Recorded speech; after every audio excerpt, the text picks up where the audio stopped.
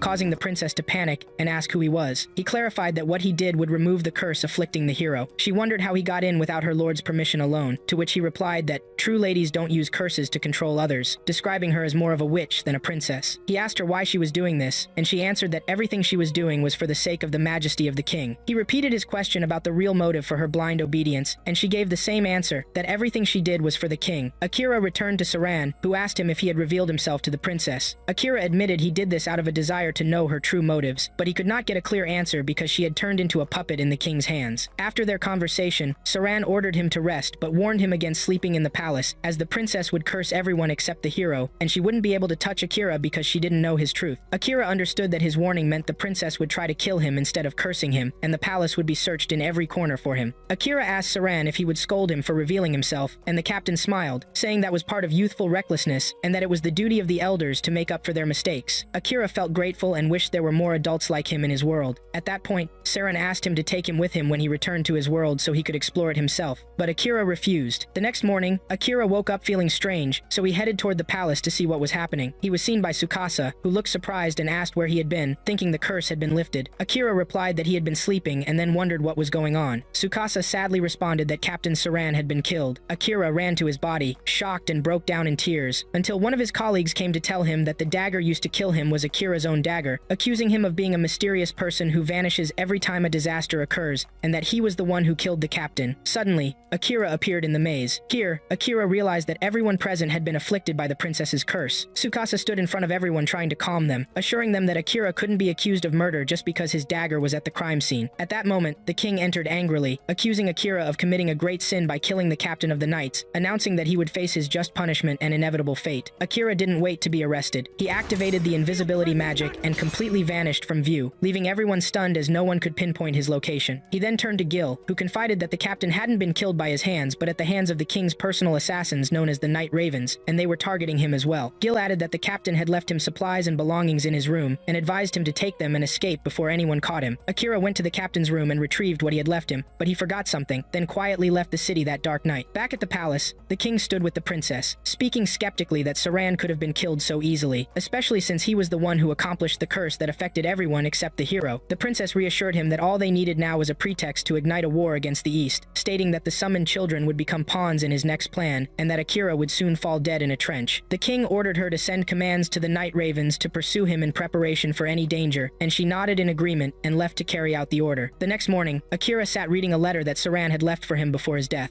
The letter stated that if he found himself being chased, the best place to hide was one of the lower towers known for their limited water sources, urging him to plan carefully. He also added that the only way to raise his combat level lay within the mazes themselves. The deeper he went, the stronger enemies he would face. Akira recalled a previous conversation with the captain when he asked him why everyone didn't go to those mazes. He answered that the place was extremely dangerous, and that invisibility magic does not work against powerful monsters that possess extraordinary senses of smell and hearing. But he added that if he could raise his killing skill, he would be able to hide his scent, footsteps, and even thermal signature. Akira indeed headed to one of the mazes and began facing and killing monsters one by one, remembering the captain's words that reaching level 100 would grant his class a unique skill to help him survive in this world. To start, he needed to go to the Canton Maze and face the monster bosses after every 10 floors. Following the captain's instructions, he attacked the consecutive bosses, then read the remainder of the captain's letter, which explained that once entering the boss's chamber, he wouldn't be able to leave it until one of the parties died, but if he prevailed, his abilities would undergo a significant transformation. Akira began his battle against the giant beast, exchanging blows and trying to fend off its massive attacks. Suddenly, he was struck by the snake's venom and then hit hard from behind, knocking him to the ground, and he shouted defiantly at death, assuring that even if he couldn't return home or avenge Captain Saran, he would fight with all his might. He gathered his last magical energy, then returned and attacked using shadow magic until he tore the beast into pieces, ending the battle at a tremendous cost. However, his body had reached the point of total exhaustion, and he collapsed to the ground, gravely injured, requiring the use of his emergency reserve of magical energy to survive. The events then shifted back to the palace, where Tsukasa was telling everyone that they had received orders to head immediately to the Demon King's territory, and that they were still in shock after Captain Saran's death. However, all his colleagues refused. Tsukasa thought to himself that what was happening must be a result of the princess's curse that Deputy Captain Gil had talked about. He decided to go alone, but after that, many of his companions wanted to accompany and protect him. He informed them that the king had personally ordered them to fight against the Demon King. Once they were out, a girl among them clarified that she believed they were safe from the curse because it nullified magic, and it became clear that Gil had a role in lifting the curse from one of the students, which led to this student breaking several protocols. He concluded by stating that he needed to communicate with Akira, admitting that he should have talked to him before disappearing, and that he had fallen short in supporting him, whether he was cursed or not. At that moment, the scene returned to the moment Asahina met Akira while he was working in that mysterious place. Akira was talking to Asahina in that quiet place, asking him not to tell anyone about his work there because he had seen him by chance and didn't want anyone at the school to know, especially his younger sister Kika, who was in her first year. Asahina smiled in surprise when he learned she was his sister, considering it a beautiful coincidence since his sister was also in the first year and a friend of Akira's sister. Akira suddenly woke up from his sleep, realizing he had been dreaming of his friend Asahina, wishing him safety and hoping that his mother and sister were well. He noticed he felt no pain, checked his condition, and found that his powers had significantly increased and his energy was nearly full, despite the previous fractures that included 3 ribs and the spread of venom in his leg. He was also surprised that the shadow magic, which was at level 3, and the related additional skill had increased by 2 levels just from using them once, and he felt that controlling them had become easier. He didn't fully understand what was happening, but realized that all he could do now was continue to move forward. He left his place, and soon encountered a massive slime monster, attacking it and causing it to explode, revealing the body of a stunningly beautiful girl. From her features, he could tell she belonged to the elves, and was the most beautiful he had ever seen in his life. It occurred to him that it was time to try that strange skill, so he activated a new feature from his distinctive eyes that allowed him to see the world differently, but he couldn't handle it, and stopped immediately after almost losing his sight. He realized that this ability was extremely dangerous, and should be avoided unless absolutely necessary. At that moment, the elven girl collapsed unconscious, but fortunately, she was still alive. He looked at her quickly and saw that her vital energy had dropped to just 2%. When she regained consciousness for a moment, she asked where they were, and he told her they were on the 75th floor of the maze. But before he could finish talking, she fainted again and fell into his arms with a high fever. He carefully carried her to a nearby shelter and began trying to treat her. When she woke up, she found herself in a warm place, with Akira preparing food for her. bar. He invited her to drink some fluids, and she smiled sadly, saying that hunger kept her from sleeping. He offered her hot food, which she ate gratefully, thanking him for his complete care of her. He smiled, explaining that he was used to it because his mother was always sick and he had to take care of her himself. She raised her gaze toward the wall and saw writing on it, asking him about it, and he told her it meant the number 69, explaining that he recorded the floor number each time to track his progress. She was surprised because she recalled him saying earlier that they were on the 75th floor, so she asked him why he had gone down again. He explained that this place was the closest water source and that he had brought her there specifically. He then invited her to sleep to rest. The girl calmed down and revealed that she belonged to the royal family and that no one had ever treated her with such kindness before. She then peacefully fell asleep next to him, and soon both of them sank into a deep sleep. They then went to the cave for a new battle where they faced a huge troll. Akira asked her why she was accompanying him despite her recovery, advising her to find her own way. She replied that she was coincidentally heading in the same direction. At that moment, they entered a spacious hall, but the surprise was the appearance of a giant dragon before them, rushing towards them at an incredible speed and attacking with its fiery breath. Akira activated the presence detection skill, but it failed because the dragon was tracking his magical energy directly. He took a heavy blow that knocked him to the ground, and just as he tried to get up, the dragon charged at him again. He gathered whatever energy he had left, and used that mysterious latent ability within him, delivering a decisive blow that pierced the beast's defenses. Moments later, strange light began to radiate from the dragon's body, illuminating the entire place.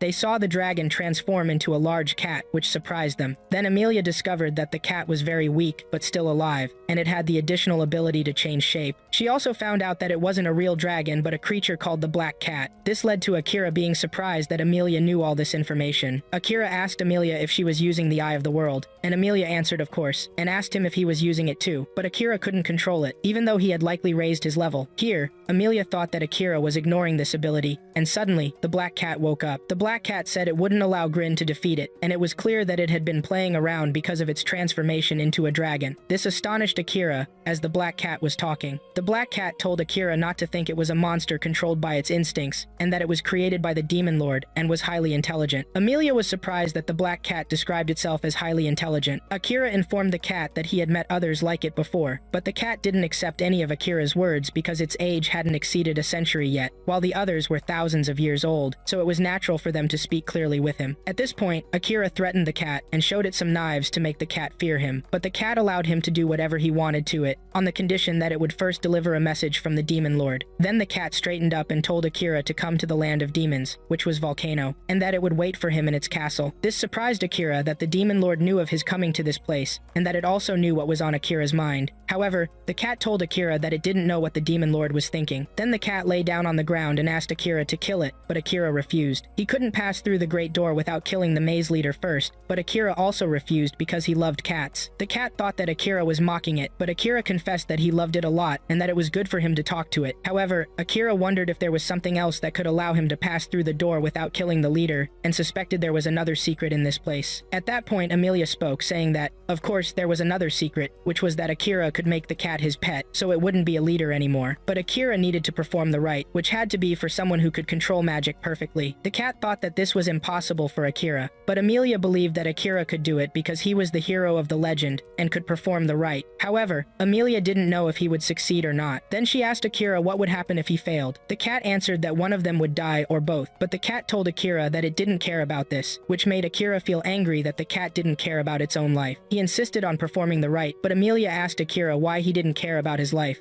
Akira told her that he came to this place for this reason, and that he wanted to do it. Then Akira approached the cat and asked Amelia to tell him how the rite was to occur. Amelia said first, he must name the beast. Then Akira came closer to the beast and placed his hand on it, and then suggested the name Euro for the cat. He asked Amelia what the next step was. Amelia said he must place his hand on the beast and let his magical energy flow into it. However, if it doesn't succeed, he would perish, and there would be no return at this stage. But Akira was completely confident that he wouldn't die, so he placed his hands on the cat, causing the energy to flow, and Akira's mind shifted to the cat's thoughts, as if he were in a vast sea. Suddenly, he transformed and descended from the sky onto a large city, where the cat was inside, destroying it. When Akira requested the cat to stop, the cat attacked Akira upon seeing him, injuring him. The cat threatened Akira, asking him to draw his sword and kill her, also telling him that if her soul perished here, her body would rot, and killing the cat was the only way to survive. Then, it dealt another blow to Akira, injuring him once again. Akira threw some knives at the cat, but the cat effortlessly deflected them. The cat displayed its claws, ready to attack Akira, but he attacked first,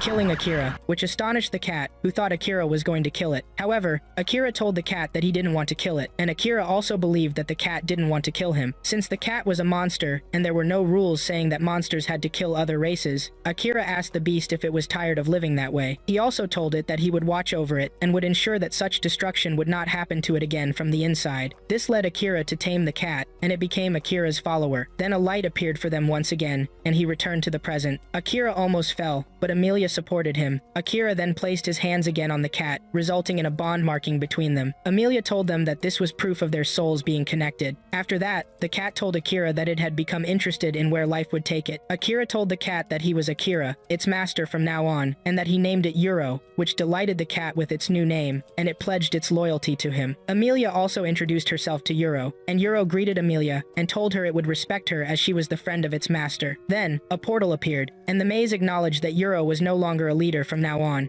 Akira wanted to move forward, but he stopped because Amelia had not yet recovered and couldn't go with him. The exit would not disappear if they didn't use it. Amelia suggested they spend some time chatting, and Yuro agreed to this so they could get to know each other better. Then we move on to the rest of the warriors, and Sato was amazed to see a large city like Yamato. One of them believed that this city was founded by a former hero. After that, they moved to a house where the girls changed their clothes while the others sat at the dining table. They enjoyed very happy moments together while eating. After they finished, Sato told them that they need to look for a job because the money they had started to run out. One of them suggested that they become adventurers to earn money. Sato thought this was a very good decision, also suggested that they should learn more about this strange world, and they need to bring some books to know more about it and the people living there. The fastest way to return to their world is to kill the demon lord, and since they were summoned by the princess and the king, they must also know how to bring them back to their world. Therefore, they should talk and negotiate with them. If they became heroes, the situation would be easier for them. Then Shiori reminded them that the rest of their colleagues are still in the palace, but Sato told them that once they gather enough money and information, they will set off to the demon continent. However, Asahina wanted to find Akira first, because without him, it would be difficult to face the demon lord. He knew that Akira had a lot of power to stop him. Some colleagues agreed with him, but others believed that he was the one who killed Saran. However, Asahina defended Akira and told them that the curse was controlling them. Yet Yuki always saw that Akira did whatever he wanted on his own, and wondered if Akira would cooperate with them or not. Shiori asked Sato about his opinion on Asahina's suggestion regarding Akira, since he is their leader and should voice his opinion. However, Sato knew well that Akira was strange to them and had no doubt that he was stronger than them, but he didn't expect him to cooperate because Akira had been Sato's classmate since kindergarten and he hadn't recognized him until now. Asahina confirmed Sato's words since he had also been with them and knew well that Akira didn't understand teamwork. Sato then told them that the Holy Sword was the only one capable of killing the Demon Lord. Thus, coordination would be the key to their success as a team. Therefore, there is no reason for Akira to comply with that, given the vast difference in power between them, so they must cooperate with him to keep up with their power. Thus, Sato decided that they would wait for Akira, and that they would train on the surrounding monsters upon his return. Then Sato asked the team if they agreed with this. This led to everyone in the team agreeing with Sato's decision as their leader, which made Sato very excited. Then we move on to Amelia, as she tells her story to Akira, explaining that she was escaping from her homeland. However, she was injured by one of the soldiers with an arrow in one of her legs, causing her to fall and get captured. She was surrounded by soldiers who almost killed her, but she used her slime to escape during the day and got swept to the riverbank, where she was swallowed by her slime. When she regained consciousness, she found herself in front of Akira, and she was grateful for the slime since it was the reason she met Akira. However, Akira did not agree with this and told Amelia to return to her homeland, but Amelia completely refused. Akira discovered that her little sister was the reason for all this happening to Amelia, but the matter was complicated for Amelia. Also, Akira knew that when it came to family it became very complicated, but the matter would be resolved later. Then he told Amelia that he also had a little sister and remembered a time in the past when he brought a gift for his sister, but she felt angry because he had been working extra hours to buy her a present. Then their mother came to them and told Yui, Akira's sister, that Akira did that because he loved Yui, which made his sister agree this time only. Then he returned to the present and told Amelia that family is preferred no matter what happens between them. Yuro asked Akira if he was from another world. Then Amelia asked Akira if he missed his mother and sister a lot and did he want to see them or not. However, Akira missed them very much and wanted to see them badly, but he had to do something first. Since he wasn't a prominent person in his real life and had always been hiding from existence, hiding his presence was one of his abilities. Nonetheless, he had found one man who taught him how to survive in this world, and he was killed by those scoundrels. He would have have been alive if it weren't for his involvement with him, and he would not return home until he avenges Captain Saran. Feeling deep anger towards this, his slime manifested, but Emilia called Akira to wake him up, and Yuro saw that he was very thirsty for blood. Then Yuro asked if she meant Saran, the captain of the knights, and did Emilia also know him well? However, Akira wanted to pull them out of the hard times he was going through, and began to play with the cat to lift their spirits. But the cat asked him to take things more seriously. Then Emilia requested to do the same and play with the cat. They hugged Yuro, and Akira told Yuro that he really loves cats. He wasn't joking. Emilia also admitted that she liked cats too, but Yuro asked them to take things seriously because if one of them died, Akira told her that the other would die because their souls were linked. But here, Emilia felt jealous and told them that she envied them. Akira told her that he was the one who was linked to Yuro, and Emilia quietly said that she envied Yuro for being linked to Akira, but Akira didn't hear what she said. Then Yuro felt sleepy, and after that, they moved to the instant transfer circle. Akira asked Yuro where this transfer would lead them, but Yuro didn't know because in their world, very few demons knew how to create magical circles. Then Akira promised that once he finished his mission, he would visit the demon world and ask them to make one for him. He would tell the demon lord that Yuro had completed her mission perfectly. Then Emilia told Akira that the blue circle could take them wherever they wanted, and if 10 people used this circle, it would respond to one of their wishes. But Akira thought that if Emilia's words were true, he wouldn't know where they were heading unless they arrived. However, Emilia didn't care where they went as long as she was with Akira. Akira jokingly said to Emilia that since she hadn't felt hungry in his presence, had she? Then they entered the circle. Akira remembered his family and had the idea of returning to them, but he quickly dismissed it from his mind. Then they teleported and found themselves in front of the sacred tree in the land of the Thousand, which caused sorrow to appear on Emilia's face because she didn't want to return to her homeland. They had teleported from a very distant place, and there was one of the 1,000 above the tree, watching them, and shot arrows at them. But Akira saw him clearly, and saved Emilia from being hit by an arrow. Then another arrow was shot at them, but Akira intervened at the right moment, and managed to fend it off. He then immediately teleported to the archer, and ordered him to not move lest he cut his head off. Then Emilia and Yuro approached to check on Akira, and found him cautious of the elven archer. However, Emilia was aware of the archer, and his name was Liam. Liam then told Emilia that he came to check on the situation due to that great glow, and he found the criminal who abandoned her land, and also told her that she no longer belonged to them, and had no place among them. He asked her to flee again. However, Akira directed a blow to Liam that caused him to lose consciousness because he hated blabbermouths like him. Then Emilia thanked Akira, but Akira told Emilia that the time had run out and that they were surrounded as a large group of elven soldiers appeared. Then Emilia's younger sister also showed up, vowing to her and telling Emilia's little sister, Kelika, that she couldn't believe she had come back to her homeland and that she would pay for the mistakes she made against her. Then Akira's thoughts aligned with Yuro's, and he thought that this was a family dispute that crossed boundaries.